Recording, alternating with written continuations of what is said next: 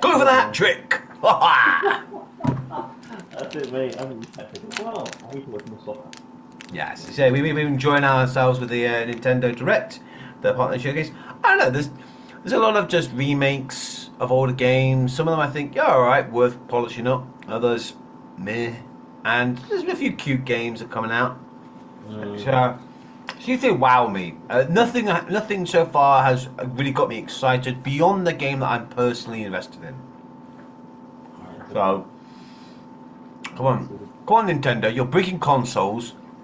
Make us work for it. Make us excited again. Please, mate. Yeah. Alright, well. Oh, you got the screenshot up. Alright. Up, back, screens up. Boom. There we go. I don't know what we're doing. There we go. Full screen. Yeah, there we go. Okay, and fight battles big and small in these games. Apex Legends is coming to Nintendo Switch 2. Squad up and survive 19 other teams in Battle Royale. Dude, I got a caller right now. Or show off your skills in mixed. What'd you say? Professor Suzuka, this is her jam, people. And Really? Yeah, she's coming back in the vicinity. She should be available soon. Her and Tegra, by the way. But by the way, on Gamer Done now, you're gonna. Well, I've been editing a video. The part 2 of the interview with Gabriel people. It's been taking me all week. I should have it ready this upcoming week, and then yeah, we'll be at an event hopefully this year, and we'll share what we get from that. And but Professor Suzuka, yeah, she's gonna want to. Once she sees that and sees this, she's gonna want to do some sort of a Apex Legends. So she's a huge fan of Apex. I will say, it looks good. I didn't get into it because I don't do those live service type games. I like a beginning, a middle, and an end. But if I was going to get one, Apex is in my top 3. There's another. All right, I think I got another contender. Where you'll take on 3 rotating game modes. Plus, both Battle Royale and Mixtape have enhanced resolution and smoother performance. Build your crew and aim for victory when Apex Legends launches on the Nintendo Switch 2 system August 5th, along with the new season, Showdown. Soon. To cure a witch's illness, her tiny familiar embarks on a grand adventure. I love his backpack. Look how cute is that? He's got a little backpack. That's adorable. And what a great premise. Don't be the witch, be the familiar. And it's not even a cat, it's a mouse. So this witch ain't got... this is no one high on the totem pole. With your magical froggy backpack in tow, you can climb, pull, and even swing to greater heights. Explore this vast world and gather ingredients to create a cure for your enchanting ally. Plus, up to 4 players can journey together in online co-op. A little mouse's magnificent adventure begins when Hella launches on Nintendo Switch 2 next year. That's adorable. That I like. That feels very, very wholesome. My wife's not a gamer, but she'd like that. Yeah. See, the gaming world is wide and weird enough that every experience should be engaged. You don't have to just shoot everything. Apex Legends, get him! And then be a mouse with a frog on his back. Look, he's giving a flower to a rabbit. I love this medium. I really do. It constantly catches me off. I'm pushing 40 now. And I still get called out. I can't be cynical. I can't be, because the game is just so fun. Bro, I feel you. Yeah, right. Let's see what. Explore a galaxy full of opportunity. Okay, if I'm going to be cynical, it's going to be about the companies, and this is just ugh. Don't. Please. Let's check it out. Embark on a journey across the iconic galaxy far, far away in this Holy open fuck. Oh, world yeah. action-adventure game, taking place between the events of The Empire Strikes Back and Return of the Jedi films. Graphically, it looks good. Like Jabba looks nice. Yeah, I think they polished it up a little bit. It's a little bit better than it was on first release, but this game is not well received. You'll take on the role of Kay Vess, who, along with her companion Nix, is fighting for her freedom. Explore distinct locations, both new and familiar, as you fight, steal, and outwit your way through the galaxy's crime syndicates, and gain the means to start a new life. Traverse through space by ship on Kay's Trailblazer, or by land on her S-57 Cardinal Speeder, and take on quests that blend stealth and shooting, with some puzzle-solving mini-games in between. Hey, Lando Calrissian. Oh, right. Dude. Billy D. Williams, man. Absolute legend. Sure. Embark on high-stakes missions. Engage in dogfights as you travel across the Outer Rim. And get ready to live the life of a scoundrel when Star Wars Outlaws launches on Nintendo Switch 2, September 4th. See, that's a game that is a perfect example of what I mentioned in the first, the first part one at the beginning. This is a game that premise is fantastic. Play as Luke, not as Luke Skywalker, as Han Solo.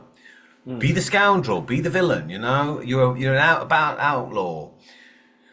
But the game itself is like, oh yeah, you've got to do stealth and shooting and traversal and exploration and flying, dogfighting. It's got all these different aspects, and none of them are polished. None of them are good enough to hold up their own game. So what you've got is a giant plate from a buffet, and everything is just kind of off. It ain't a good buffet. It's just cheap. So you've got a bit of everything, but none of it satisfies. Whereas then you got something like a Katamari game, or like the Build a Bonfire game, where the single gameplay loop, you like do this one thing, but you do this one thing so good it can hold its own game. And Yahtzee Croshaw previously from Zero's Punctuation said, look, what is the primary gameplay loop? What is the thing, when someone holds your controller, what do you do? In a Zelda game, it's explore. That's what you do. You work around and find stuff. Most sports games, you play the sport. Most shooting games is you run and shoot. That's what you're doing moment to moment. Something like Star Wars Outlaw, does it even know what it does? Is it exploring and everything else ancillary? There's something, that's a good point. There's something a bit scatterbrained about some of the Ubisoft games, like the bloody, what are those things called again? Not those crazy hipster girls robbing people. Is it Outdogs or Dogs? Watch Dogs. Watch Dogs. Yeah. Well, you're playing as like a digital vigilante, though you're actually a villain. But yeah, you're just some sort of a crook who goes on robbing people. Yeah. And some sort of, that is, the terrorist you got in America right now. But anyway, so you got this malarkey going on, and it's very, I'm an outlaw, man, and it's like, but what do you do? I rob people, and it's like, so I just destroy people's lives in some way. So in this case, you're just some sort of a vagabond, and what have you. And the fact it's Star Wars with the stuff. Yeah, the fact that it's Star Wars, the idea of the thief with a heart of gold, the Robin Hood type thing. Yeah, in theory, it's just not. Well, it just from what I've heard, what I see here, I'm not wowed. I'm not excited about it. Yeah. Well, we'll see how it sells at least. Maybe. Maybe. Yeah. It feels like they're double dipping. Like Ubisoft didn't sell well on the other consoles, so they're trying to bring it out to. I just don't care. Pre-orders are available now on Nintendo eShop. Survive the future. Salvage the past. This one I'm a little bit more interested in.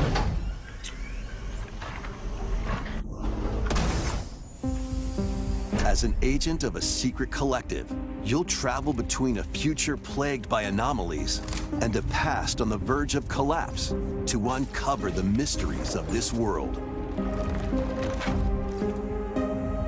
In the future, dangerous creatures born from the remnants of humanity prowl the wasteland. You'll need to craft ammo and supplies with limited resources to fend off brutal enemies. But don't let your guard down after defeating them. If a monster absorbs a fallen enemy, it'll evolve into an even more nightmarish form. So act quickly to dispose of enemies. I'm gonna give you nightmares. I think. You The also very, the come very way across- you play the game is that you can't get out of it. It's like, oh, I'm gonna die, and that feeling gives you kind of claustrophobia. Something like that. Of course, you get that in Doom, of course. But growing up, I had sweaty palms after playing the game. GoldenEye, but here we are now. You never know. Maybe they're using the mouse can get us out of that conundrum. You know, Maybe. Rifts that allow you to travel back in time by extracting the essences of people you meet in the past. You can strengthen your own abilities. However, there's a price to pay. You'll be haunted by visual and auditory illusions and lose your grip on reality.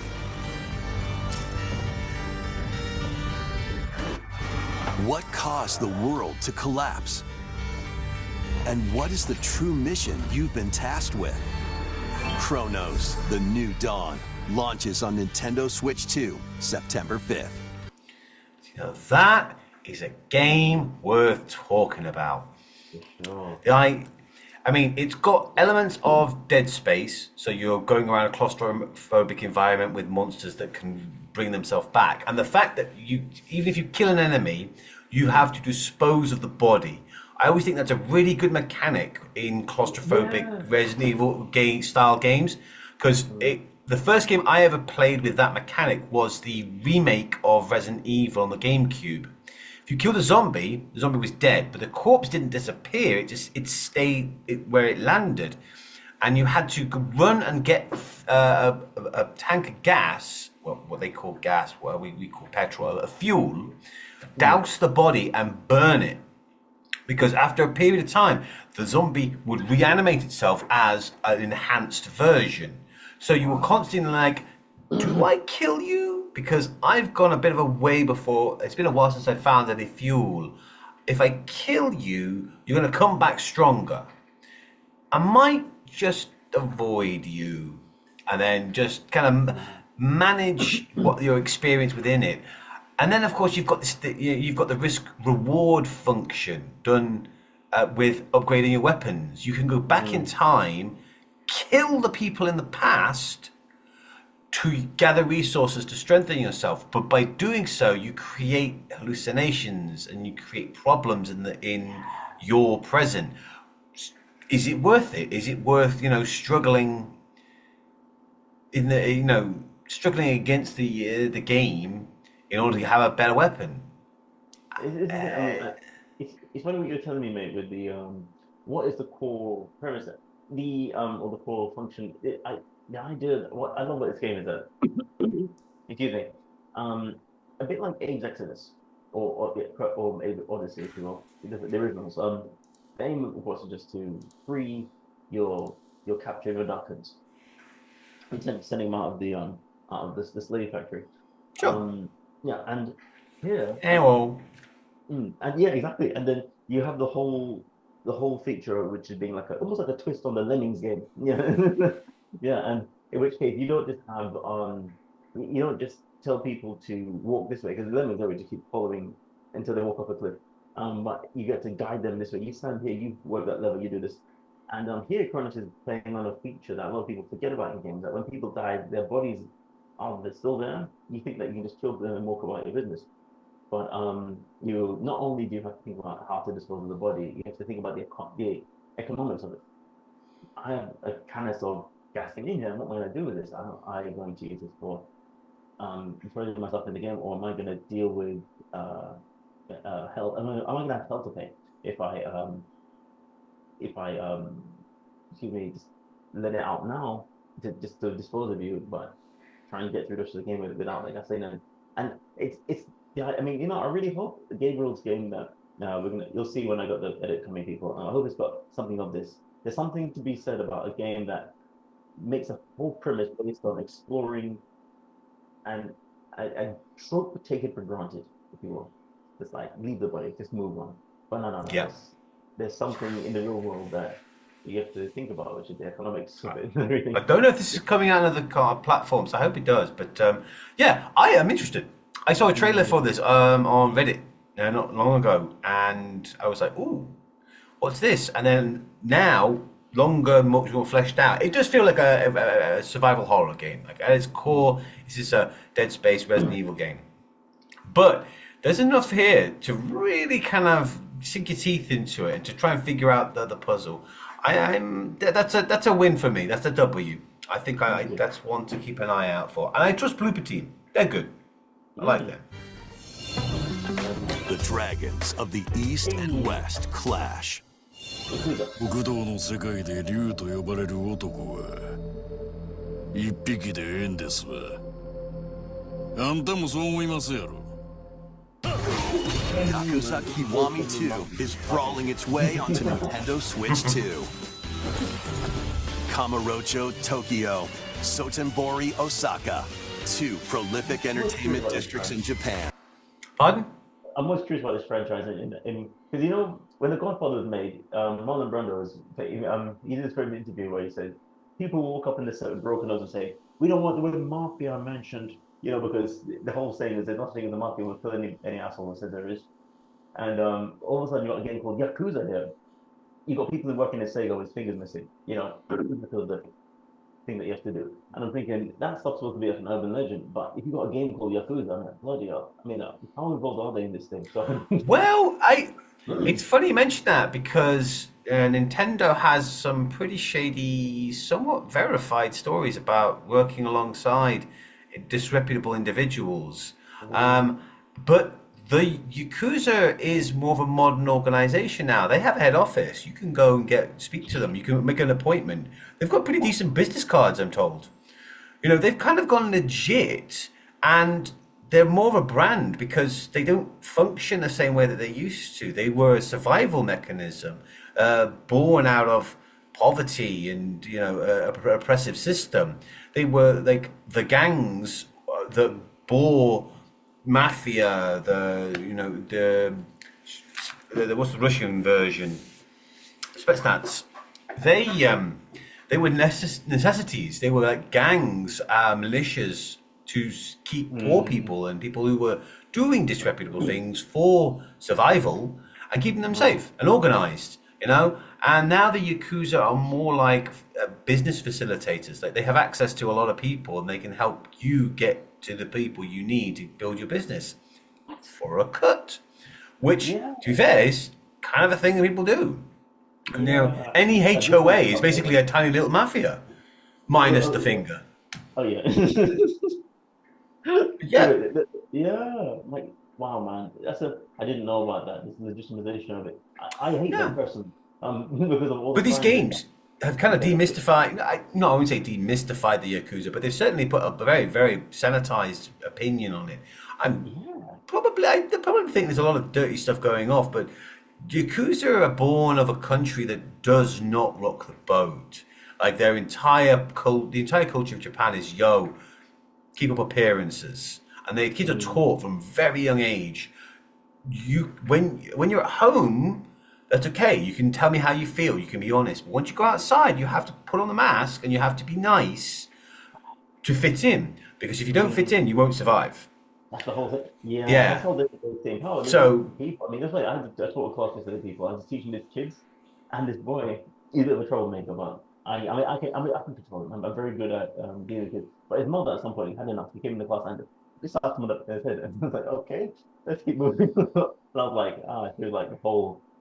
Yeah. Fall in line kind of thing. That was her philosophy to him. Like, saying goodbye to the parents. He did a good job, but she was all still mad at the kid. And I was like, okay. There's a very interesting, philosophy in here of don't be the nail that sticks out kind of thing. I still like the fact that the different parts of Japan are getting love. I mean, all of these games, all these Yakuza games are kind of based out of Tokyo, which makes sense. But Osaka getting some love, yeah, nice. Where the former dragon of Dojima, Kazuma Kiryu, faces down the dragon of Kansai, Ryuji Goda. よし思う存分暴れたね Use free-flowing combat moves to take on foes in action-packed brawls. Duke it out using your fists, weapons, everything else at your disposal. Hit him with a bike. Hit him with a bench. Yeah. I gotta say, it's a great fighting style. The games are famous for having these brutal, slow, more visceral fighting systems. It's not like, whoa, a great martial artist. It's like, yo, wait for it. He's kick him in the nuts. Yeah, exactly. That is it. Still plenty else to do around the cities.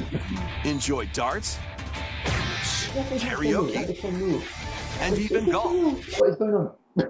Oh yeah, the games are incredibly dense. It's only a small area, but like in actual Japan, there is so much to do. There's a lot of verticality. So in one building, you'll have like a card shop and a maid cafe, and you'll have like an underground masseuse.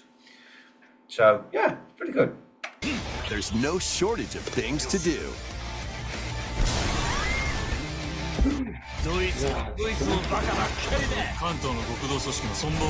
A deadly clash between two dragons begins when Yakuza Kiwami 2 launches on Nintendo Switch 2, November 13th. And Yakuza Kiwami, the story that launched the Epic series, is also launching on Switch 2 the same day, featuring enhanced graphics, improved frame rates, and additional language support.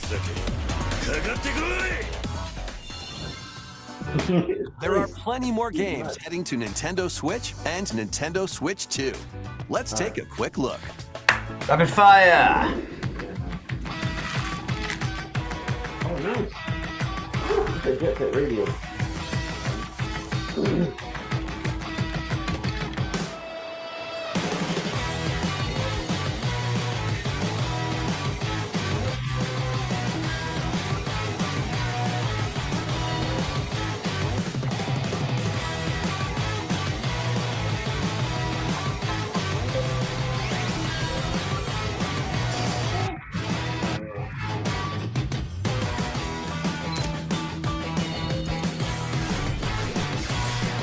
Those are pretty good games. Romantic Saga. I love that. no. We're just skimming through it now, right? This is Yeah, just kind of.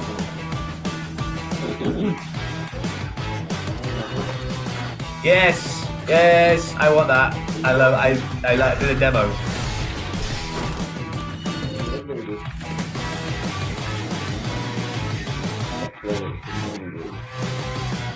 Woodlands, yeah.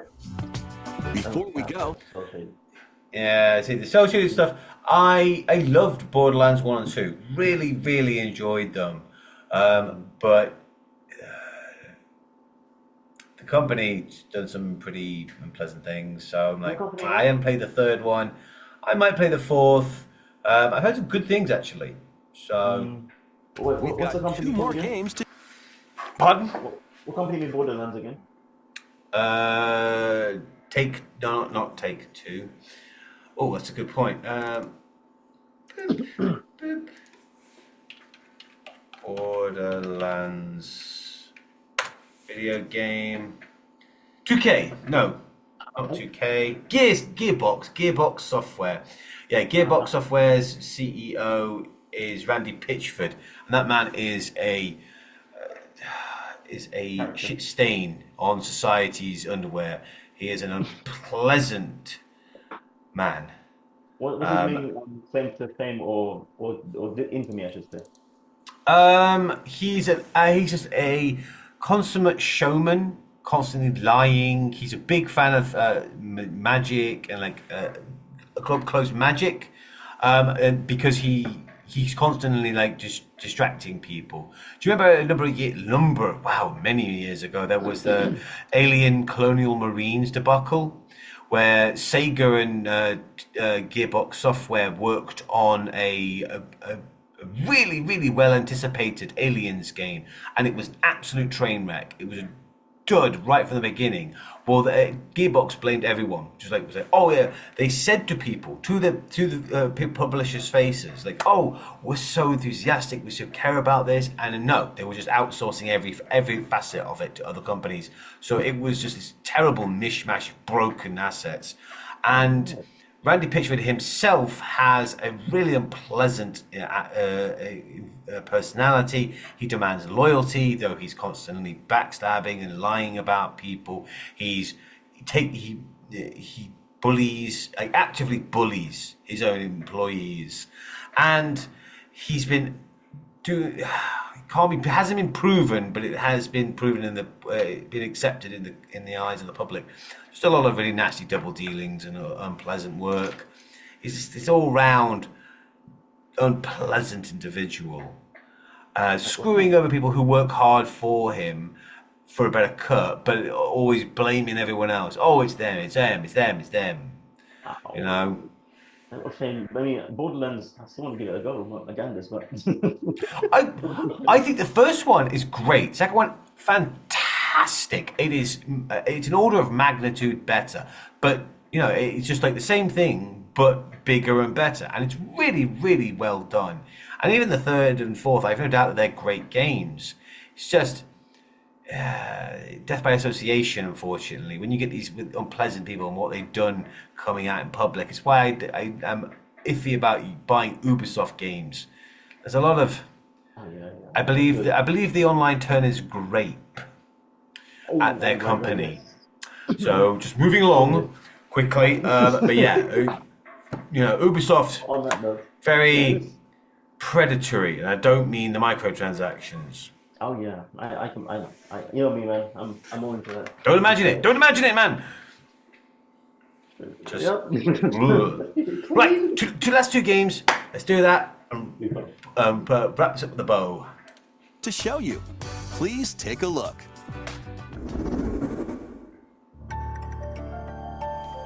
To pass through that door is to pass through time. Hey. To travel a road spanning centuries. From here, heroes set out on a journey of hope. Square Enix presents a brand new action RPG brought to life in HD 2D. Pardon? The quality is really, it's like a game workshop toy world. Yeah, these new HD 2D games, it uses 2D sprites in a HD environment. So we're seeing more of them, you know, because they did one of the earlier Dragon Quest games in this style with a just awful title. This is Billibildia, a continent overrun by beast tribes. A spell of safekeeping is all that protects humanity's sole bastion, the Kingdom of Huther. One fateful day, a set of ruins is discovered in the wilds beyond the castle walls. An adventurer, Elliot, leaves the kingdom to investigate. Facing danger is what adventurers do. At his side is a fairy named Faye. A fairy named Faye. Call me Faye. I'm a fairy. Together, the duo venture beyond the kingdom's protection into the great wide world. During your journey, you'll come face to face with all sorts of foes. In battle, study your opponent's moves carefully and find opportunities to strike. Fight with swords for quick and well-balanced strikes. Bows and arrows to target enemies from afar. Chains and sickles to swing and pull enemies closer, and more. There are 7 weapon types in total, but that's not all. You can also strengthen your weapons by equipping different combinations of magicite. Try out all sorts of variations to find the playstyle that works for you. Careful! Your fairy companion, Faye, can also attack and pick up items. You can control both Elliot and Faye separately, or 2 players can control them at the same time. You'll find that she's very helpful on your adventure.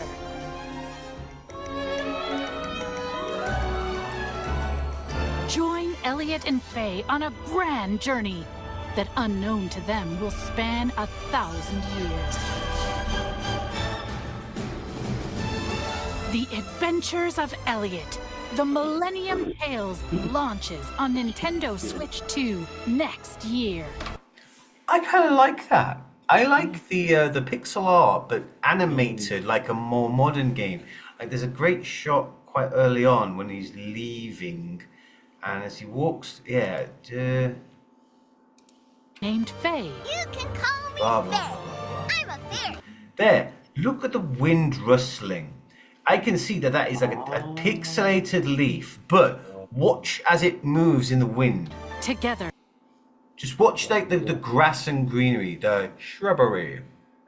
the duo venture beyond the kingdom's protection into the great wide world.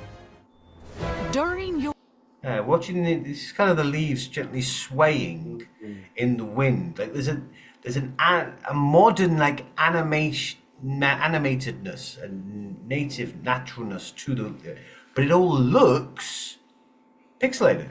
So it's your not journey, bad. you'll I come like face to it. face with all sorts of foes. Yeah. In It's battle, very good. study your Yeah, and then you've got shadows and depth and complexity to the art style, but the characters are pixelated. Honestly, I kind of dig it. I really feel, you know what I feel like? It feels like it reminds me of the Pokemon Direct we saw the other day with that Wallace and Gromit stop motion. What's that studio called? You told me last week. Game Freak? No, you know the company that made Wallace and Gromit that made the. Aardman Studios. Yeah. So you got a style that is kind of bringing itself. It's bringing the animated or it's not handmade animated. That's what I'm trying to say. Handcrafted world into the digital game world. So what we have here is they've taken the time to not only make the detail of the handcrafted world look something interactive, but they made sure it's pixelated as well. And it blends nicely in with the pixel art of what we have. It's very, you know what? It'll make me want to play with toys. I mean, I got into Lego recently because I had to play with the last gig I did a lot with kids, and then I really got into it, and I was like, wow, I forgot what you can do with these things. And then I started to remember a Games Workshop in the UK that I've been to a few times, and I was like, yeah, there's something about the charm of actually looking at a world really close that is made by hand. It's got the same charm as a hand-drawn anime has got versus the computer stuff. I absolutely agree with you there. Yeah, I know that there was a little bit of pushback on this style, but honestly, I think that this could be like a really good niche version of like JRPGs. It's like this 2D HD. I kind of dig it. I love Dun, it. dun, dun, dun, dun, dun, dun, dun, dun. Sorry, Iron Man team. Can you dig it? Right, last game. Last one. Oh, we've got 6 minutes. People, no worries. We're going to try and catch this. Oh, and another Square Enix. There Here we was go again. everything began with the birth of Orsa, mother of all. She created our world, the land of Orstera. Prequel.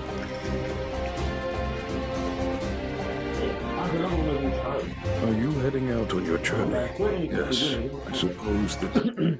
Yeah, it's got see the characters. I think those pixelated ones are charming, but then I grew up with them, so it's familiar. Time is right. You're finally ready. We've come to join your little lighting ceremony. You have a death wish? I wish I could see everyone here laughing and smiling just one more time. Are you going to rebuild Wishvale? Or are you going to find the people who took our home from us? It's a tale of beginnings that unfolds across Orstera.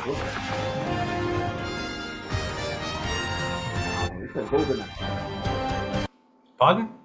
It was like Golden Axe meets Game Maker or something. Or Well, Unity.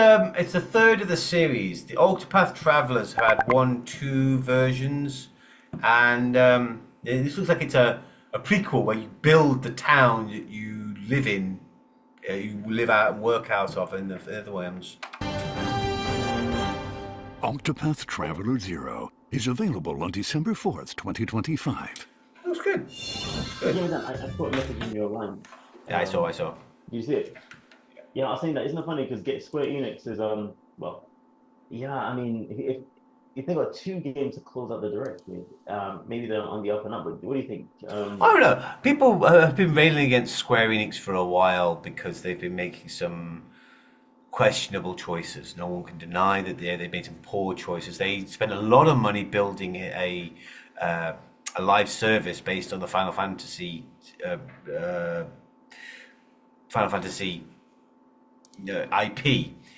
but it crashed and burned like right from the beginning, and they lost a lot of money. But they have been quietly on the back end making some pretty decent games, and with these 2D HD games, I think they've found kind of a new niche. And they've had some wins, some W's. You know, some games are like, oh yeah, people want to play regular 2D JRPGs. You're like, yeah, we've always wanted this. We've never stopped. They've released, Final Fantasy 15, Final Fantasy 16, Final Fantasy Rebirth, Final Fantasy 7 Rebirth, to great acclaim and to good reviews and to good sales. So they went through some spotty times, but they're slowly kind of leaning back into the games that made them a brand, the games that put them on the map. And you can see, they're trying to just court the original fans back, bringing out the kind of games that we want to play. Maybe if they keep it up and just start building that brand again, they'll be in a position of belovedness, of respect that they once were. But who knows? It's been a long time since they were the top dog. But that said, they've got a lot of practice. They're really, really good at JRPGs. So I say let them cook, because occasionally they'll make a goddamn feast. Mate, that's a good way to close it. People, thank you so much for joining for 3 o'clock. And thank you so much for 3 o'clock. Yeah, we're not planning on doing it this long. We really wanted to kind of just bash these things out, but we ended up talking and chatting about a few things. So if you enjoyed it, and to round off this hat trick, go for the 3. Put it in the comments below. Square Enix, yay or nay? And should should a company be judged by its execs? Like Randy Pitchford is a human tick, a pleasant parasite. But should the people who work for the company underneath him be punished as well? I don't know. I don't think so. I don't think you should punish the developers for stuff that the execs do. It's a different wheelhouse. But the execs are the ones who reap the benefits of all the hard work that developers do. And it's just frustrating when the execs are absolute assholes. Ooh, pardon my French. Yeah, mate. With that, we'll have more information coming soon. We'll talk lots more videos coming up soon. With that, peace. Thank you so much. Till next time.